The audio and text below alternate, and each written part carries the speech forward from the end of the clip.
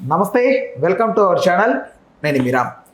Bunny was Gita arts బ్యానర్కి సంబంధించి అంటే ఆయన్ని ప్రొడ్యూసరా లేకపోతే ఓవరాల్గా మొత్తం గీత ఆర్ట్స్ ఉంటేనే బన్నీ వాస్ అన్నట్లుగా కూడా కనిపిస్తూ ఉంటుంది. అయితే ఈయన ఈ మధ్యకాలంలో కాంట్రవర్సీలో ఇరుక్కోవడం జరిగింది. ఆయన మాట తీరు, వ్యవహార శైలి, ఆన్ స్టేజ్ ఆయన మాట్లాడే తీరుకి సంబంధించి నెటిజన్ల నుంచి అటు చాలామంది బన్నీ వాస్ గీత ఆర్ట్స్ని అభిమానించే కొంతమంది వీళ్ళందరి నుంచి కూడా నెగిటివ్ స్ప్రెడ్ అవుతుంది. అయితే ఎక్కడ స్టార్ట్ అయింది, అసలు దీని యొక్క సారాంశం ఏంటి, అసలు తాత్పర్యం ఏంటి, బన్నీ వాస్ ఎందుకు ఇలా మాట్లాడాల్సి వచ్చింది అనే అంశానికి సంబంధించి మనతో మాట్లాడడానికి సినీ మరియు రాజకీయ విశ్లేషకులు అసలు విజ్ఞాన్ గారు ఉన్నారు.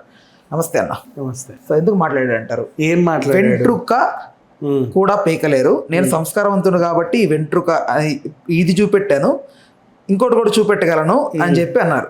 అది చాలా పెద్ద స్టేట్మెంట్, అది it's not a joke. So ఇలా మాట్లాడడానికి ఏంటి, అసలు ఎవరు తొక్కేయాలనుకున్నారు, అసలు ఆయన ఏంటి, ఎవరికి మెసేజ్ ఇద్దాం అనుకున్నాడు on stage? First of all Bunny Vasu గురించి మాట్లాడుకుంటే ఆయన ఒకరిని ఎవరు తొక్కలేరు. ఎవరి ఎదుగుదల, ఇప్పుడు నీ ఎదుగుదలని నేను తొక్కలేను, నా ఎదుగుదలని నువ్వు తొక్కలేవు. ఒకరు తొక్కవేయబడితే తప్ప తొక్కించుకోవడానికి కూడా ఎవరు సిద్ధంగా లేరు. ఇది నెక్స్ట్ ఆయన ఏమన్నాడు, ఎవరు ఏం పీకలేరు అన్నాడు. మేబీ ఎస్, అఫ్ కోర్స్, అది కూడా నేను చెప్తా. ఎవరు కూడా ఎవరిని ఏమీ పీకలేరు, ఎవరి రూట్లో వాళ్ళు వెళ్తారు. అండ్ దీపావళికి 4 సినిమాలు తెలుసు కదా, సిద్ధు జొన్నలగడ్డది ఆల్రెడీ అది పాజిటివ్ టాక్ తెచ్చుకొని వచ్చింది. నెక్స్ట్ తర్వాత మన అంటే లేడీ డైరెక్టరు, కొంచెం బూతులు ఉన్నాయి, డబుల్ మీనింగ్ డైలాగులు ఉన్నాయని, లేకపోతే ఇట్లా ఏదో రకంగా అది కొంచెం వెళ్ళింది. నిలబెట్టుకుంది కూడాలే. సినిమా రిలీజ్ అయిపోయింది కదా, పర్వాలేదు, మంచి పాజిటివ్ టాక్ వచ్చింది, కథ బాగుంది. యాక్చువల్గా ప్రేమించాడు, బ్రేకప్ అయింది, తర్వాత ఇంకొకరు వాళ్ళ జీవితంలోకి వచ్చారు, అప్పుడు మాజీ మళ్ళీ వీళ్ళ జీవితంలోకి వస్తే ఎలా ఉంటుందనే కథలు మనం ఇన్ని చూసాం, చాలా ఉన్నాయి. మొన్న సంక్రాంతికి వస్తున్నాం కూడా అంతేగా. అట్లాంటి కథలు బాగున్నాయి, కానీ ఇక్కడ ట్రీట్మెంట్ కొంచెం కొత్తగా ఉంది, డిఫరెంట్గా ఉండేసరికి జనాలకు ఎందుకో నచ్చింది. నెక్స్ట్ దానికి సంబంధించి ప్రమోషన్స్, ఇప్పుడు నేను సినిమా గురించి మాట్లాడొద్దు, మనం ఆ ముందు రిలీజ్కి ముందు ఫస్ట్ ఏం జరిగింది తెలుసు కదా, కావాల్సిన ప్రమోషన్స్ ఆల్రెడీ వచ్చేసాయి. కే ర్యాంప్ అండ్ ఆ డ్యూడ్ అనే ఆయనేమో నువ్వు హీరోవా, నీ మొహం ఏంటి, అదేంటి ఇదేంటి అని చెప్పి ట్రోల్ చేసి పాపం ఆయన మీద సింపతి గెయిన్ అయ్యేలా చేసి ఓన్లీ మనం ఈ సినిమాని ఆదరించాలి అన్నట్టుగా యూత్ వెళ్ళారు.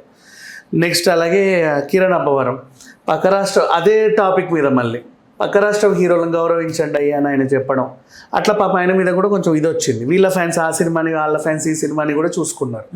ఇక్కడ మిగిలింది ఏంటి, మిత్రమండలి. ఈ ప్రమోషన్స్ అన్నీ అయిపోయాయి ఆల్రెడీ. అన్నిటికీ ఆ సుమగారితోనూ చేయించుకోవడం అయిపోయింది, అన్ని టీవీ ఛానల్లో కూర్చొని మాట్లాడడం అయిపోయింది.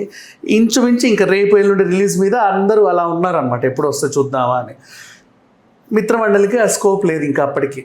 అప్పుడప్పుడు ఇంకా వీళ్ళు ప్రమోషన్స్ చేసుకుంటున్నారు, చాలా బిజీగా యాంకర్లు, ఛానల్స్ అన్నీ కూడా. ఇప్పుడు నువ్వు ఉన్నావు, ఏమొస్తుందంటే మిత్రమండలి, నెక్స్ట్ వా సినిమా, నెక్స్ట్ అందరినీ కవర్ చేయాలి కదా. అట్లా వాళ్ళకు కొంచెం లేటుగా వచ్చారు ప్రమోషన్స్లో. ఆయన మాట్లాడినాడు ఒక్క డైలాగ్ వల్ల దానికి హైప్ వచ్చేసింది. అందరూ ఆ సినిమాని అరే ఇది కూడా ఒకటి వచ్చింది కదా అని గుర్తించారు. ఆ పిల్ల హీరోయిన్ చాలా బాగుంది, ఏదో మన పక్కింటి అమ్మాయి లాగా ఉంది, నిహారిక. బాగుంది, నిజంగా చాలా బాగుంది, నాకైతే నచ్చింది. నెక్స్ట్ సినిమా కూడా ఓకే, అందరికీ అంటే కొంతమంది పాజిటివ్ కొంతమంది నెగిటివ్ మాట్లాడుతున్నారు, కానీ నాకైతే నచ్చింది, అది కూడా బాగానే ఉంది. సో ఇట్లా చూసుకుంటూ పోతే ఒక మాట అన్నాడు కదా, ఆ మాట వల్ల ఈ హైప్ వచ్చింది అనుకోవచ్చు. హైప్ కోసం మాట్లాడే బన్నీ వాస్ అనేది నా అభిప్రాయం. ఏమో అది నీ అభిప్రాయం, నా అభిప్రాయం కూడా అదే అఫ్ కోర్స్. బట్ మాట్లాడేమో దాని గురించి నేను ఆలోచించదలుచుకోలేదు, కానీ ఆయన మాట్లాడిన మాట సినిమాకి హెల్ప్ అయింది, దట్ వాజ్ గుడ్.